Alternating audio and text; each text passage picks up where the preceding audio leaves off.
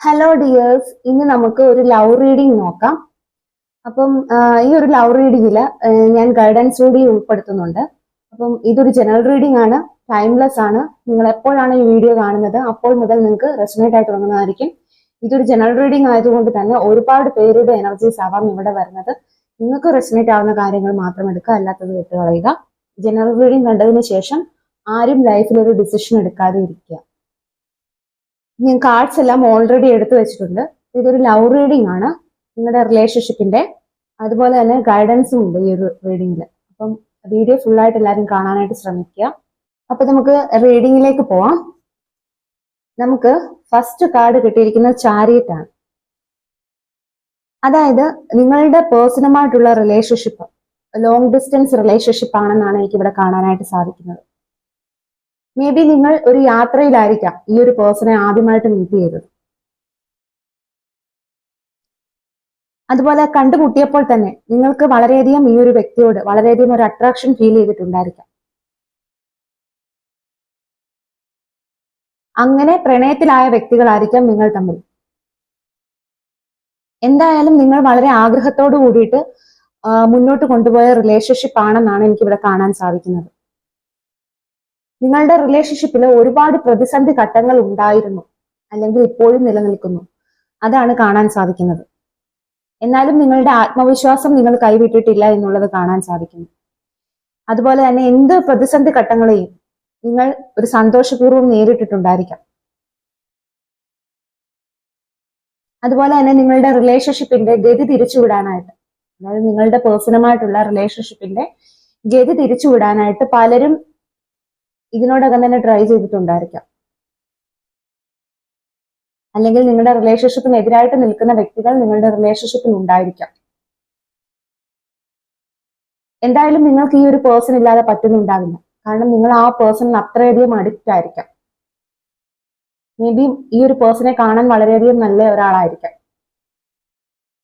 എന്തായാലും നിങ്ങൾ തമ്മിൽ ഒരു ലോങ് ഡിസ്റ്റൻസ് റിലേഷൻഷിപ്പ് ആയിരിക്കാനായിട്ടുള്ള ഒരു ചാൻസ് ഉണ്ട്. അതാണ് കാണുന്നത്. നമുക്ക് നെക്സ്റ്റ് കാർഡ് കിട്ടിയിരിക്കുന്നത് 7 ഓഫ് പെന്റക്കിൾസ് ആണ്.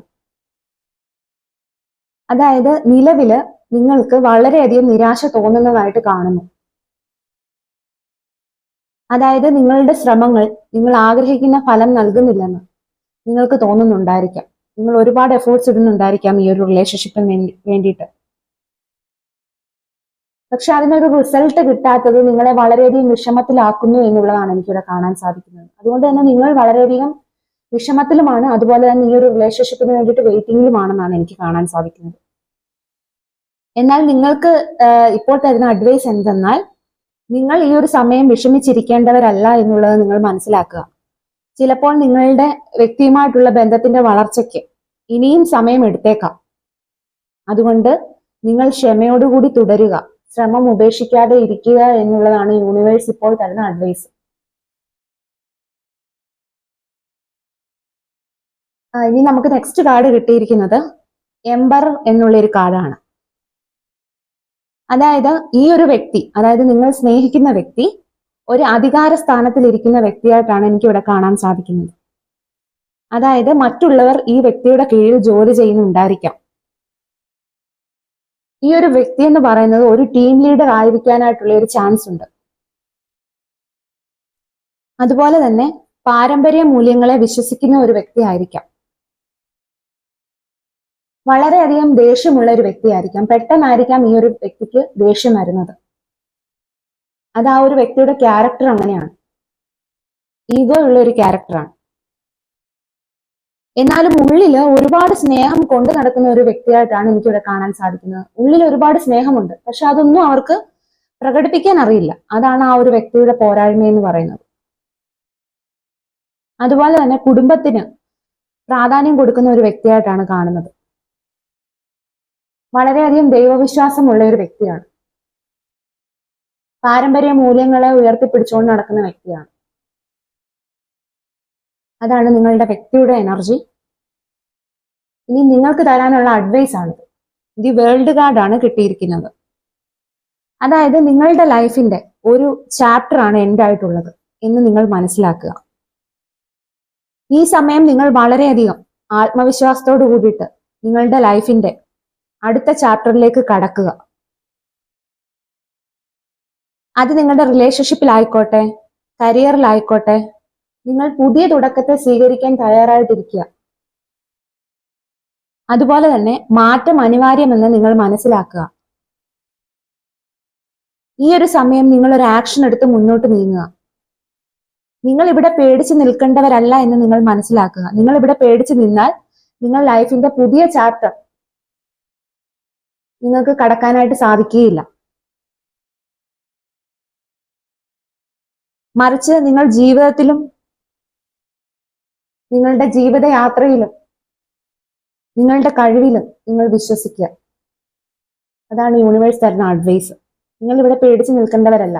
നിങ്ങൾക്ക് പുതിയ ഓപ്പർച്യൂണിറ്റീസ് ആണ് നിങ്ങളെ വെയിറ്റ് ചെയ്യുന്നത്. അത് നിങ്ങൾ മറക്കാതിരിക്കുക. ഇത് നിങ്ങളുടെ റിലേഷൻഷിപ്പിന്റെ ഔട്ട്കം ആണ്. 3 ഓഫ് കപ്സ് ആണ്. അതായത് നിങ്ങൾ ഈ പറഞ്ഞ പോലെയൊക്കെ ചെയ്യുകയാണെങ്കിൽ നിങ്ങളെ കാത്തിരിക്കുന്നത് ഒരു സെലിബ്രേഷൻ ആണ്. നിങ്ങളുടെ സൗഹൃദങ്ങളും ബന്ധങ്ങളും ഒരു ഹാപ്പി ഫേസിലേക്ക് എത്തുകയാണ് എന്നുള്ളത് നിങ്ങൾ ഓർക്കുക. അത് ചിലപ്പോൾ ഒരു സന്തോഷകരമായ ഒത്തുചേരലിലേക്ക് നയിക്കുമെന്ന് യൂണിവേഴ്സ് പറയുന്നു. അപ്പം നിങ്ങൾ വളരെയധികം കോൺഫിഡൻസോട് കൂട്ടിയിട്ട് മുന്നോട്ട് പോവുക എന്നാണ് യൂണിവേഴ്സ് പറയുന്നത്. അതുകൊണ്ട് തന്നെ നിങ്ങൾ നിങ്ങളുടെ കണ്ണുകൾ തുറന്നിരിക്കുക, ഹൃദയം തുറന്നിരിക്കുക. യൂണിവേഴ്സ് തരുന്ന ബ്ലെസ്സിങ്സ് എല്ലാം തന്നെ റിസീവ് ചെയ്യാനായിട്ട് നിങ്ങൾ റെഡി ആയിട്ടിരിക്കുക ഈ ഒരു സമയം. അപ്പൊ നിങ്ങൾ ഹാപ്പി ആയിട്ടിരിക്കുക കേട്ടോ.